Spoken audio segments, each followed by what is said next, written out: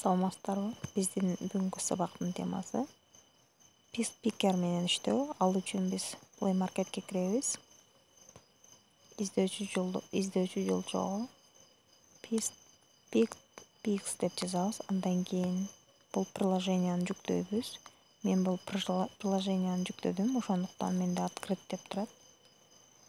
Андан кийин бул приложенияга кирип поиск картинок деген жерге, мисалы үчүн тарыхый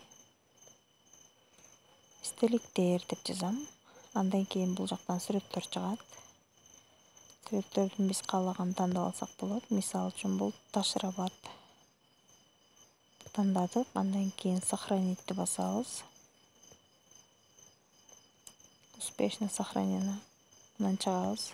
Дагы бизге кандай сүрөт керек болсо, бул издөөчү жолчого жазабыз.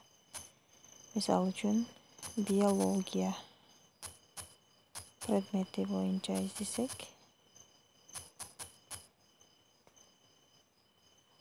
биология 9-класс деп коелу. Китептердин сүрөтү чыкты. Мына бул жактан биз каалаган сүрөттү тандап алсак болот. Мисалы, мен мына сүрөт жакты мага. Орус тилинде экен. Ушул сүрөттү сактап алуу үчүн 3 чекитти басам, сохранить деп чыгат. Ийгиликтүү сакталды. Бул жазуудан чыгабыз.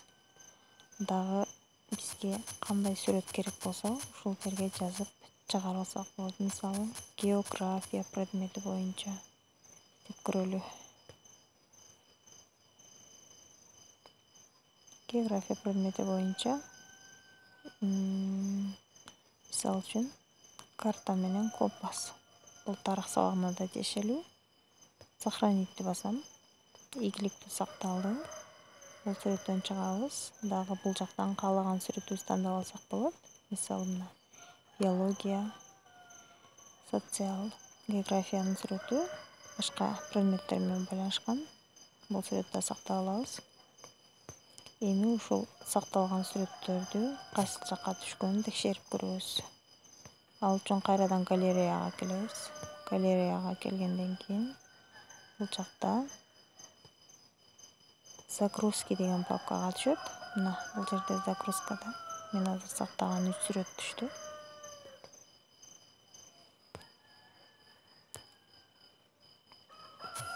Ошентип биз бул приложение менен иштесек болот.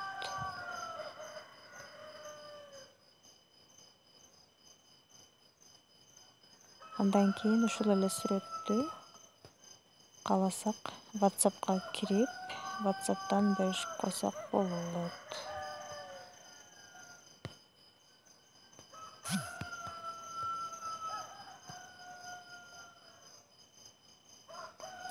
Ошентип бул сүрөттөр кеткенден кийин кайра иштей берсек болот экен. Көңүл бурганыңыздар үчүн чоң рахмат.